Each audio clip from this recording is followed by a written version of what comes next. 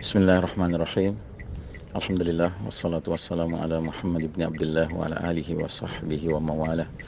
Qala Allah Ta'ala fi kitabihil karim ba'da a'udzubillahi minasyaitonir rajim. Ya ayyuhalladzina amanu taqullaha haqqa tuqatih wa la tamutunna illa wa antum muslimun. Wa qala Allah Ta'ala fi ayatin ukhra yas'alukan nasu 'anis sa'ah qul innama 'ilmuha indallah wa ma yudrika la'alla as-sa'ata takunu qaribah. Saudaraku kaum muslimin muslimat, mukminin mukminat rahimakumullah.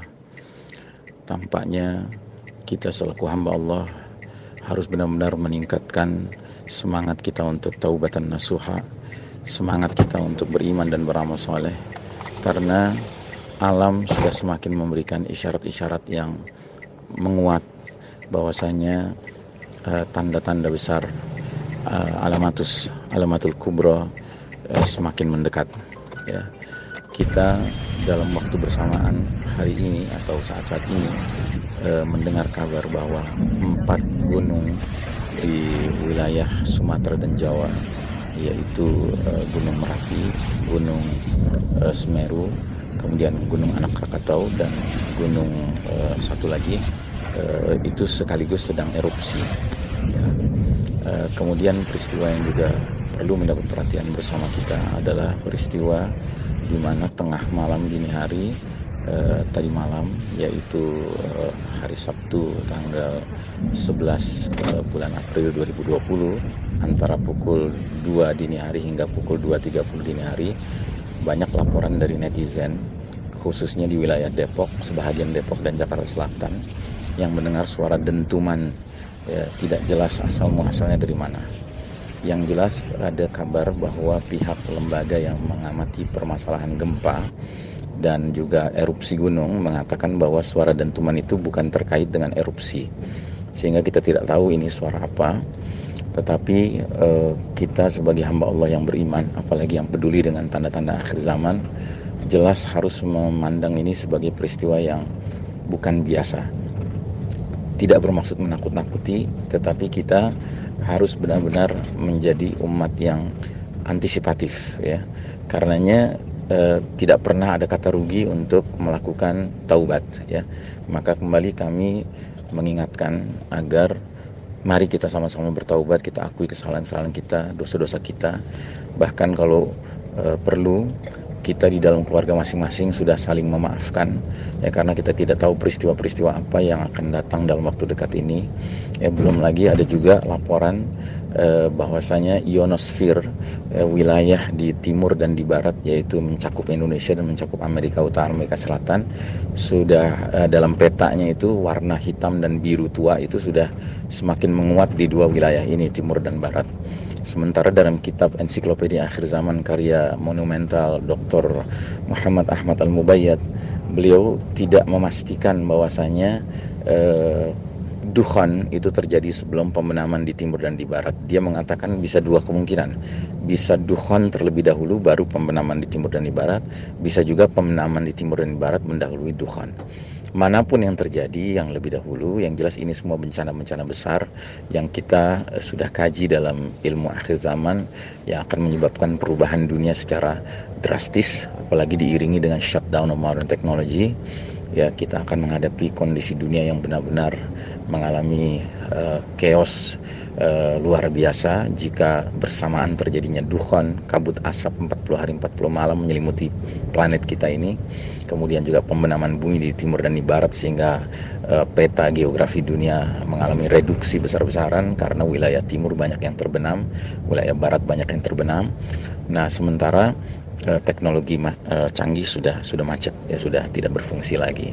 Maka saudaraku rahimakumullah, sebagai seorang mukmin, saya berkewajiban untuk mengingatkan kita semua, mari, sekali lagi, mari kita bertaubat, mari kita saling memaafkan satu sama lain, ya. Kita tidak tahu apakah Ramadan ini benar-benar terjadi dukhan, ya, tetapi yang jelas kalau kita kaitkan dengan fenomena sosial, juga sedang dahsyat sekali kondisi dunia hari ini. Kita semua mengalami kondisi di mana kita terpenjara di rumah kita masing-masing, ya, karena memang tuntutannya demikian. Setidak-tidaknya begitulah yang diarahkan oleh lembaga dunia yang bernama WHO, ya kan. Nah, tetapi yang jelas kita sekarang ini hidup secara tidak normal sebagaimana biasanya, baik normal dalam artian untuk belajar di sekolah maupun mencari nafkah, ya kan, bahkan tata cara kita beribadah pun tidak normal sekarang ini.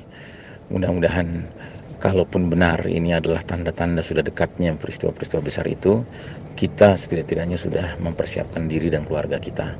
Ya, dan saya juga mengingatkan ya bahwa hanya ada 3 takdir yang sejauh ini kami pandang bisa terjadi. Pertama, jika Allah izinkan kita bisa hijrah sebelum terjadi peristiwa besar itu menuju ke tempat di mana akan munculnya sang pemimpin Al-Mahdi, yaitu di tanah Arab, khususnya di Mekah.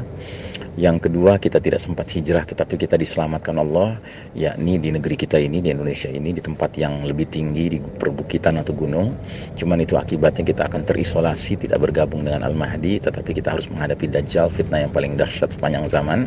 Sementara yang ketiga adalah barangkali Allah memandang kita tidak kuat menghadapi fitnah-fitnah yang berikutnya, sehingga Allah wafatkan kita ketika bencana-bencana besar itu terjadi.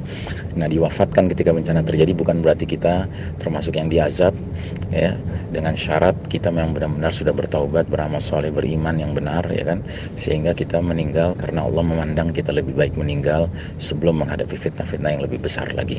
Apapun yang Allah takdirkan buat kita, hijrahkah, menghadapi Dajjalkah, atau wafat ketika bencana terjadi, yang paling penting adalah semoga kita semua diberikan Allah izin untuk husnul khatimah, sehingga kita semua yang saling mencinta karena Allah ini dikumpulkan kembali di tempat yang Allah ridhoi, Allah rahmati, yaitu jannah, ya, bersama-sama, ya, anak istri kita, keluarga kita, orang tua kita, saudara-saudara kita.